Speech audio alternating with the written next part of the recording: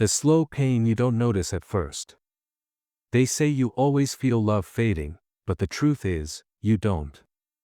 You don't notice it disappearing. You just wake up one day realizing the person you loved the most has slowly turned into the person hurting you the most. And that's where her story begins. Mia wasn't the kind of girl who believed in dramatic heartbreaks. She had always imagined love as something warm, soft, gentle, the kind that healed, the kind that fixed what the world broke. And for a long time, that's exactly what she thought she had with Noah. He was calm where she was emotional. Steady where she was chaotic. Confident in the places where she doubted herself. In the beginning, loving him felt like standing in the sunlight after years of cold weather. It felt like home. But sometimes homes catch fire quietly. It didn't start with yelling. It didn't start with distance. It started with small cracks, tiny ones, the kind you only notice once the whole thing is collapsing. He stopped texting good morning. He stopped asking how her day was. He stopped noticing when she got quiet. He stopped holding her the same way. He stopped seeing the pain in her eyes even when it was right in front of him. The change was slow, slow enough that Mia kept making excuses for him. He's tired. He's stressed. He doesn't mean it. It's just a phase. But deep down, something inside her chest was shifting, a quiet ache she couldn't explain. Every time she reached out, she felt like she was bothering him.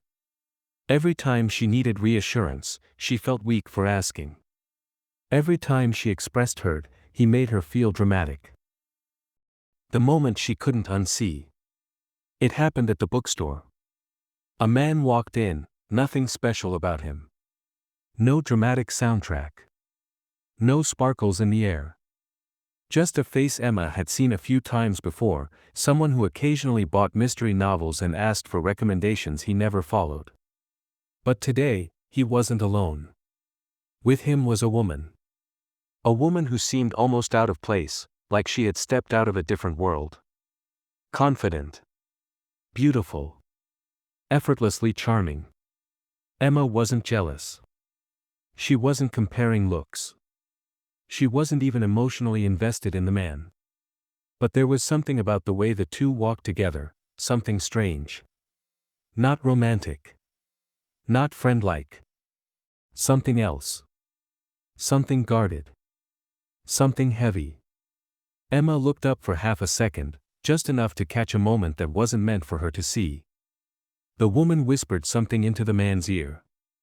His expression froze, fear, guilt, panic, something sharp. And then, he nodded. It was subtle but powerful. A moment that didn't belong to her, yet it reached inside her chest and gripped her like a cold hand. For some reason she couldn't explain, that tiny silent exchange shook her. The woman's eyes flicked toward Emma. A quick glance. Too sharp to be accidental. Too aware. Emma felt exposed. Watched. Like she had stepped into a story without knowing the plot. Nothing about that moment made logical sense. But deep inside, something split. A crack she didn't understand yet. A disturbance she couldn't ignore. She never believed in signs until that moment. And that was the moment she was never able to forget. The spiral of questions. Emma tried to shake it off. But the mind has its own gravitational pull, especially when something doesn't add up. She kept replaying the woman's glance. The man's nod. The tension neither of them tried to hide. Who were they? What did she whisper? Why did the man look scared? And why did the woman look at her? The questions didn't stop. They grew. That night, Emma couldn't sleep. Something was wrong, not with them, but with her. She felt a strange shift inside her chest. Like something old had woken up. Fear. Curiosity. Or a truth she had been avoiding her whole life. By the next morning, she realized the moment had planted something in her, a feeling she couldn't name but couldn't escape. She felt unsafe in her own routine. unsettled in her own silence. The world didn't look predictable anymore. People didn't look simple. And she didn't look at herself the same way either. It was the first time she realized that one moment, even a quiet one, can change the entire direction of a life. The unraveling of the old self. Over the next week, Emma began to notice things she had ignored for years. The way her coworker lied to customers with a smile. The way her friends pretended to be supportive while slipping in criticism. The way strangers in public wore masks, emotional ones, not physical. She had always brushed these things aside. But now she saw everything differently. That one moment had cracked open her perception. She became more observant. More intuitive. More aware of hidden motives, silent signals, and unsaid truths. People began to feel predictable in a different way, not comforting, but transparent. She didn't like it. But she couldn't stop it. Because once you see something, once your instincts activate, you can't unsee it. Her old calmness was gone. Her quiet comfort had disappeared. Her safe little world now felt too small to breathe in. She was changing, and not slowly. Not gently. Not voluntarily. Something inside her was waking up, the part of her that had been asleep for years. The truth behind the moment. One late afternoon, the man returned to the bookstore. Alone this time. He looked exhausted. Nervous. Almost broken. Emma didn't want to talk. But fate doesn't ask. He approached her slowly and said, "You saw something you weren't supposed to." Emma froze. "I'm sorry," he added. Not because she had been uncomfortable. But because he had been caught. He didn't reveal details. He didn't need to. The pieces were enough. The woman wasn't a partner. She wasn't a friend. She was someone who held power over him, real power. Something involving manipulation. Debt. Control. Threats. Secrets he couldn't escape. And in that moment at the bookstore, Emma had accidentally walked into the center of a truth that wasn't hers. A truth that wasn't small. A truth that had consequences. "You shouldn't get involved," he warned softly. "It's dangerous." But the damage was done. Emma already was involved, not in his story, but in her own transformation. Because the moment she witnessed that strange exchange, it forced her to confront something far bigger. She had spent years living halfway asleep. Halfway present. Halfway alive. That moment didn't just reveal their reality. It exposed hers. The woman she became. Emma never saw the woman again. The man disappeared from the bookstore. Life returned to normal. But Emma didn't. Because one moment, a single unplanned, accidental moment, had snapped her out of the silent numbness she had mistaken for peace. She changed her routines. She cut off people who drained her. She started asking hard questions. She stopped ignoring her instincts. She began protecting her energy. She stopped letting life happen to her and started taking control of it. Her friends noticed. Her coworkers whispered. People said she wasn't the same. And they were right. She wasn't the same girl who lived quietly. Or blindly. Or passively. She was sharper now. More awake. More alive. More aware. Some moments break you. Some moments teach you.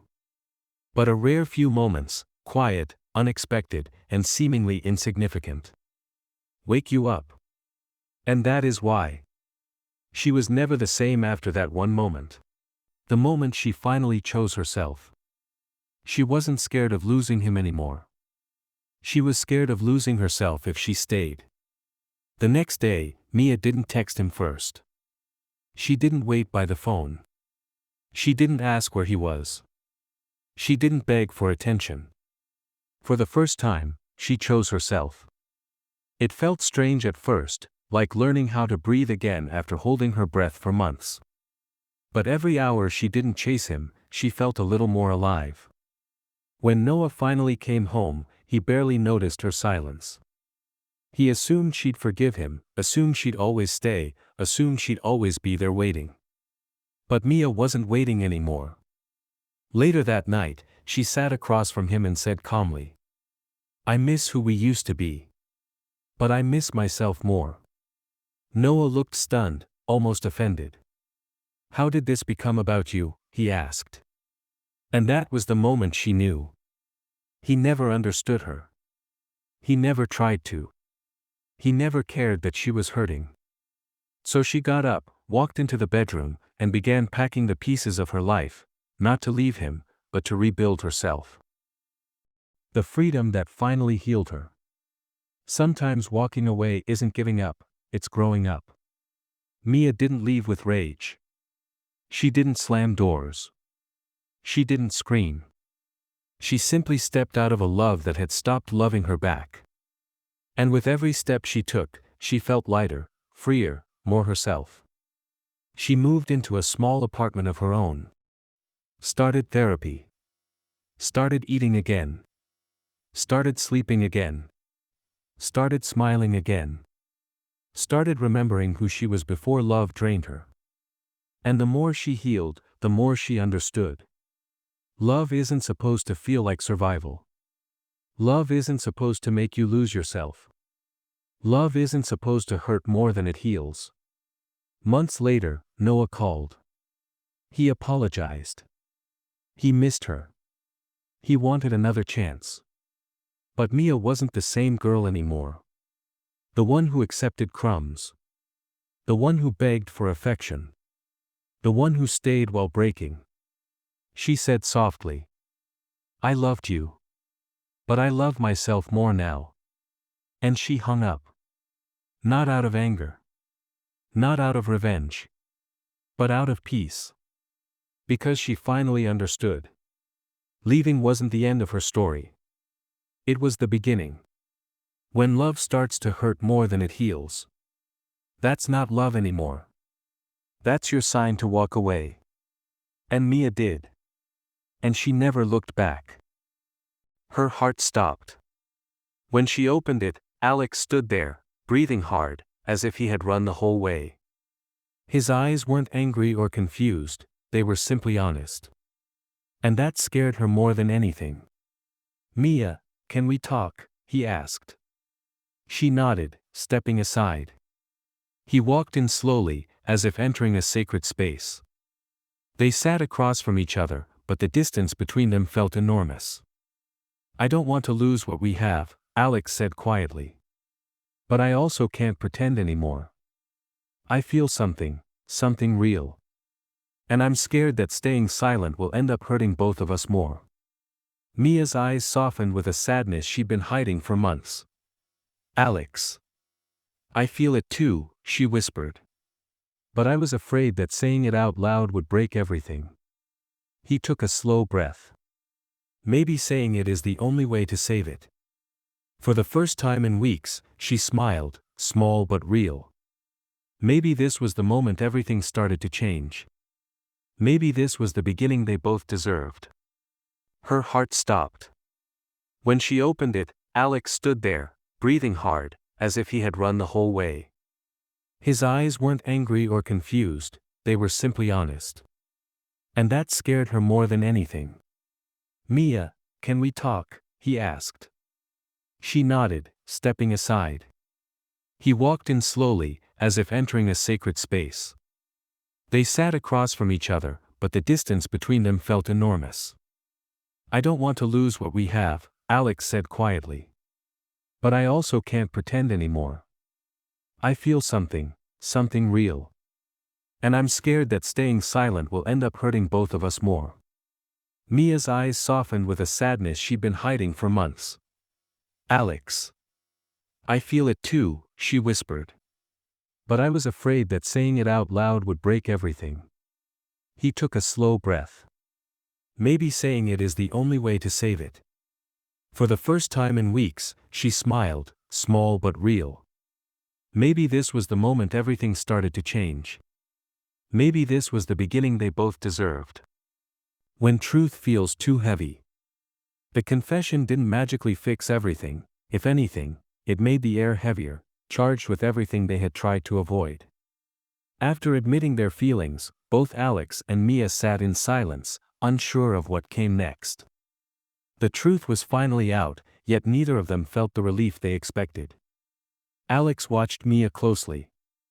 She wasn't running away, but she wasn't smiling either.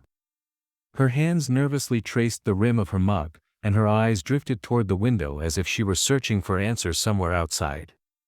"Mia," he said softly, "talk to me. What's going on in your head?" She closed her eyes, gathering courage. "I'm scared, Alex. Not of you, of us. Of what this could turn into. What if we ruin everything? What if it doesn't work? What if we lose each other?" Her voice cracked slightly, and Alex felt something inside him pull tight. "Mia, I don't want perfection," he said. "I just want honesty. I want you. Even if it's messy." She let out a trembling breath. "I've loved you longer than I should have," she admitted. "But every time I tried to say something, the fear won. Fear of losing our friendship. Fear of needing someone too much. Fear of being hurt." Alex moved closer, slowly, giving her space to pull away if she wanted, but she didn't. "I've been afraid too," he said. "Afraid of wanting more than you wanted to give. Afraid that you'd think I was reading too much into things. So I stayed quiet. But silence, it doesn't protect anything. It just kills it slowly." Mia looked at him then, really looked. For the first time, she saw the exhaustion behind his eyes, the weight of months of unspoken feelings he had carried alone.